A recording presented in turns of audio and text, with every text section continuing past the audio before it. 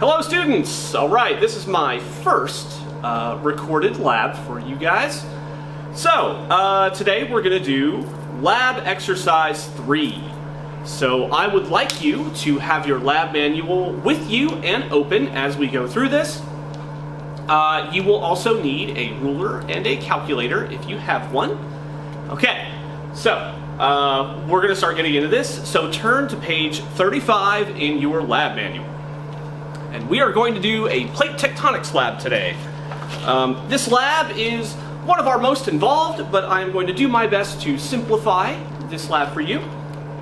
I know that you guys have spoken about this in your class, but we're going to have kind of a brief review of each of the plate boundary types, and then we're going to talk about how they interact with one another. Okay, so turn to page 36 in your lab manual. Your page should look like this. Okay? Alright, so this talks about how the oceanic and continental crust sits on top of the lithosphere. You know from your class also that the oceanic crust is heavier and denser than the continental crust that sits on top. You could say that, for the sake of being clear, that the continental crust kind of surfs on top of the oceanic crust as it moves around the lithosphere. Okay, so before we get too far into this, I want to encourage you to read every page of this. I am not going to go through every word of this lab. I am simply going to help explain and break down the ideas so that they are a little bit more digestible and a little easier to understand when you get to the actual lab portion of this. Okay, so the page 36 has a very nice diagram of the lithosphere and the oceanic crust and the continental crust sitting on top of the oceanic crust but exerting some pressure on that crust. Okay, so we talk about how magma rises through the lithosphere and at certain places breaks through and giving us volcanoes, area of active activity. Okay, what I'd like you to do is turn to page 37. And 37, we will talk about divergent boundaries. Okay, so the word divergent is what we're focusing on here. I know there was I'm not sure if it was a good book series, but it was one. So the series does not talk about plate tectonics, but we're going to. Okay, so divergent boundaries are about two boundaries pulling apart from one another, being separated by the pressures of the Earth and the processes therein. Okay, so the divergent boundaries that we have here, you see on page 37 of your lab manual, they have an oceanic rift.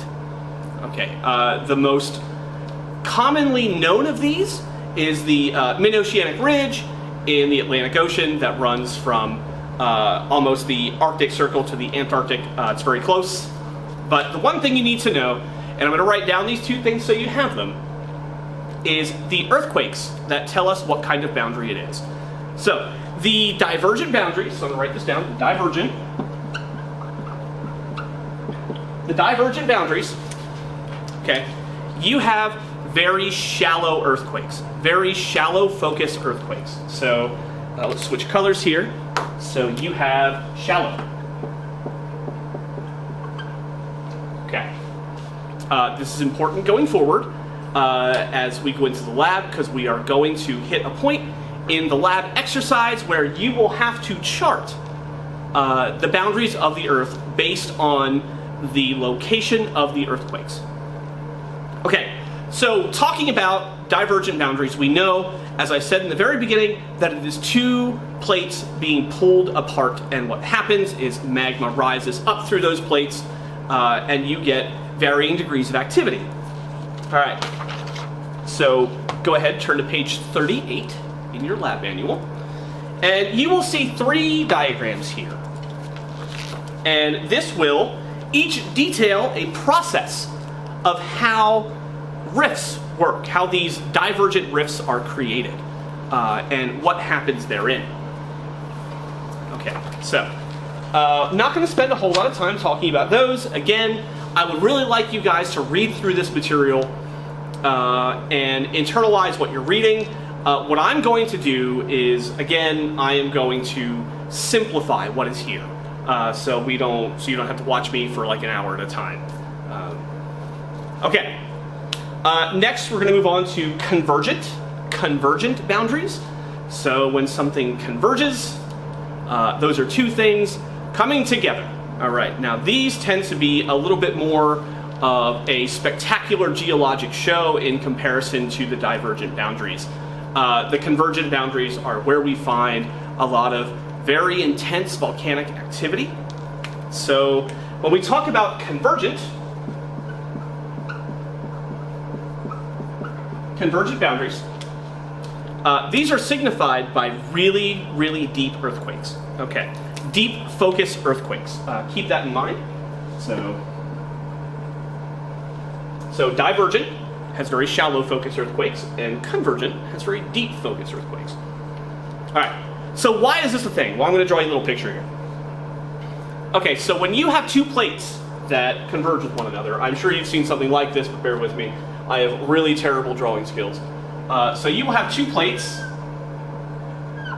that converge with one another, but you have one that subducts. You have one that is usually the denser of the two that is subducted beneath the surface. Okay, so this happens deep within the Earth's crust. So when this happens, we see that crust, because of, and we talked about this with metamorphic rocks, heat and pressure are increased the farther you go down into the Earth's crust. So when you have this convergent boundary and this plate plunges deep within the Earth, it starts to melt. And you get magma, right? So it starts to melt. And again, remember, I talked about those two magical words, gravity separation. Because of the Earth's rotation, usually lighter, less dense material is pushed outward. So we know that the magma would be less dense than the actual plate itself and would be pushed outward and upward. And this is where you would get a volcano. Oh, wow. Yeah, look at my terrible drawing skills. A volcano! And yeah, you get eruption. Okay. There are three different types of this interaction. You have your oceanic to continental. You have your oceanic to oceanic, which is two oceanic plates coming together. And then you have your continental to continental, which is usually giving you very active areas of large mountains and with volcanic activity. All right. Again, to review that entire wall of words I just threw at you, the divergent is marked by shallow focus earthquakes, and the convergent is marked by deep focus earthquakes because of the plunging of the plate deep within the Earth. Okay. All right. So I'm gonna erase all that. All right. Okay. So I would like you guys to turn to page 42. Page 42 in your lab manual. Okay, so we're going to talk about transform boundaries. I don't really think this actually needs a graphic, but a transform boundary is two plates that are moving in a horizontal fashion opposite one another. As you can imagine, this can create some intense, highly intense friction. So your lab manual, and again, please do your best to read everything you see here. Your lab manual will tell you about the 1904 earthquake in San Francisco, where the one of the most, I think, well-known faults in all of the world, the San Andreas Fault, you had where it slipped by 20 feet. And 20 feet doesn't sound like a lot, but when you are talking miles upon miles of coastland and area of land, that kind of very swift, sudden movement is violent and can create some very difficult catastrophes. Okay. All right. So I would like you to turn to page 43. page 43 in your lab manual, should look a lot like this. Yep, you'll have a little blurb at the top, and then down at the bottom, you will have a chart. Okay. So this is where your lab assignment begins. Your lab assignment begins on page 43. I am going to step you through what I expect from your lab assignment, what I expect you to hand back to me or take pictures of and send. The very first thing I want, let's talk about what's on page 43 and page 44, is page 43 gives you a chart that lists the location and depth of earthquakes. So you will find that in the first table, you will have the earthquake number. It will be the reading that a certain seismological station took. The second chart you will get is the distance from the station, and then the third chart you will get, the third table, is your depth in kilometers. And on the page 44, you will be charting that. So the x-axis is your distance from the station. So you should see this. So a chart. So you'll have distance from in kilometers. So distance from in kilometers. And then you will have depth below the surface in kilometers along the y-axis. So what you're going to do is you're going to go to your chart on page 43, and you are going to chart where that is on this table. So on number one tells you that the distance from the station is 50 kilometers, and the depth is also 50 kilometers. So you will look on the chart, and you will say, I think sea level, it actually starts at sea level, so we have 0, and then 0 for distance. I think it's like 50, 100, 150, and so on. And then you will have from sea level, 50, 100, 150, and so on. Take note that the reason why the chart, the y-axis descends, is that we are doing the area below the Earth's surface, below sea level. This is happening deep beneath our feet. So what you'll do is it says that it happened 50 kilometers from the station at 50 kilometers in depth, and you'll plot a point. Just like that. I'll step you through the second one so we can help work this along. So the second reading is 125 kilometers from the station. So you would go and you would find the closest approximation to 125 that you could. So let's say it's like right here. And then you would look at the depth of 100. So you know the depth of 100 is right here. And you will find where those 2 points meet. And you will place a point. All right. What I want from you, the first page I want you to send me, is this page, is the page with the chart on page 44. Please put your name at the top, even if you are sending it to me through an email. Some of them, if I have a hard time reading them, I may print them out, and I want to be sure that I get the right grade to the right person. I am not infallible. Okay. All right. The next thing you're going to do is turn to page 45, and you are going to see 2 questions of which I have driven home.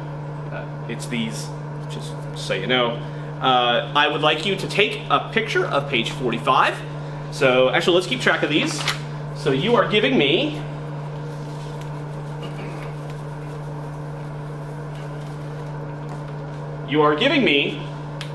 pages 44,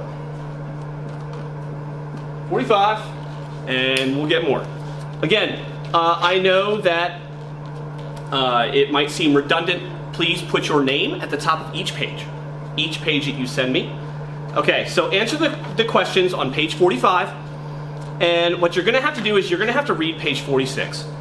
And 46 is going to outline instructions for how to create a map of plate boundaries on the Earth that are on page 47. I wasn't kidding. This lab's a little bit involved.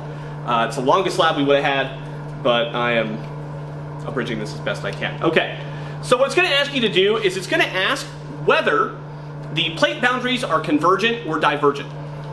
So what they will want is, if it is convergent, you will draw what equates to, if you have taken Physical Geography 1, you'll know what these look like. Little line with teeth, right? Just like that. Okay, so this is convergent. That's what you'll draw. If it's convergent, you'll draw this. Okay, if it is divergent, and I know I'm just drawing images that are already within your lab manual, but I want to make sure that we're clear.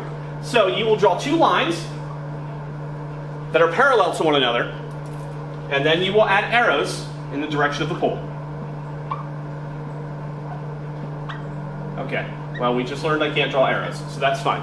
All right, so we will add, and that is divergent. That is the worst. That's divergent. And this is what you will draw. What I would advise you to do, here's what I advise you to do. If you have problems with this step in the lab, I have given you guys my phone number. Again, don't call me. I'm not going to pick up. But I told you that you guys can send me a text if you have a question that you feel that I can answer with a text that I don't have to write a book about. So, what I would like you to do is, if you feel, if it would make you feel better to know that you are on the right path, draw this out in pencil first. Draw it out in pencil. Take a picture of it and send it to me. I will look at it and tell you if you are on the right path. This will hopefully encourage you to, again, don't be afraid to be wrong. I try and say this in every lab, that it's just a part of the process. So if you would like to, send it to me. I will look at it and tell you whether you are on the right path or not. If you are not, I will tell you what to do in response. When you text me, please tell me your name and which class you are in. That would be very helpful. But you are free to do so.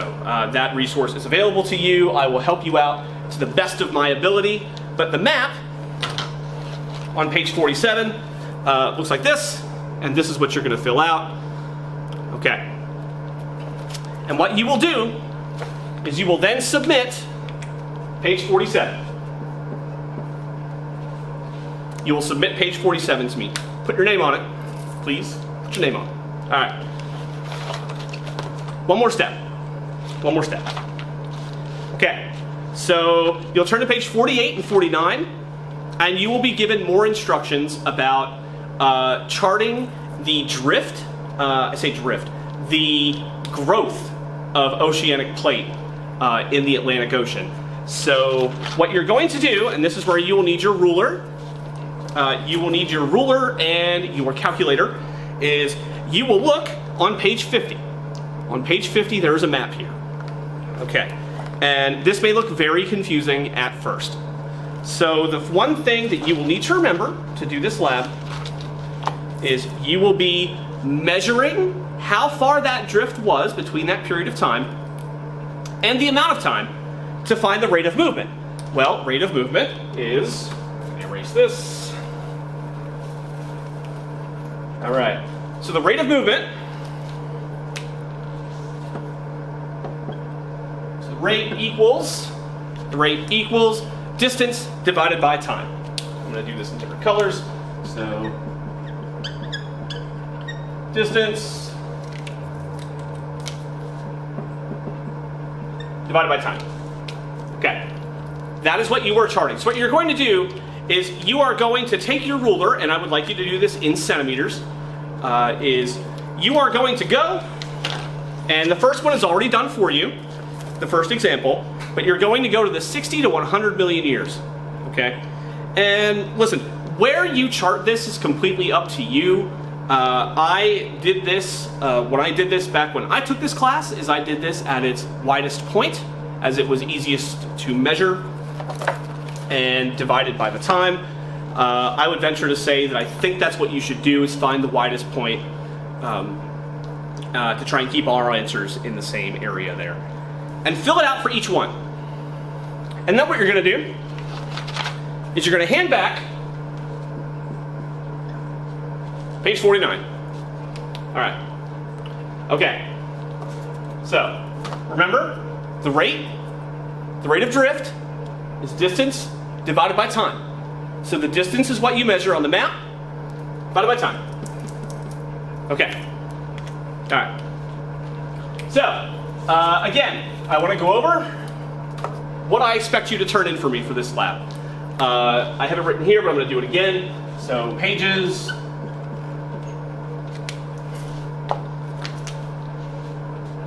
44, 45, 47, and 49. I promise the next lab will not be as difficult. Like I said, you have until April 29th, sorry, not April 29th, wow.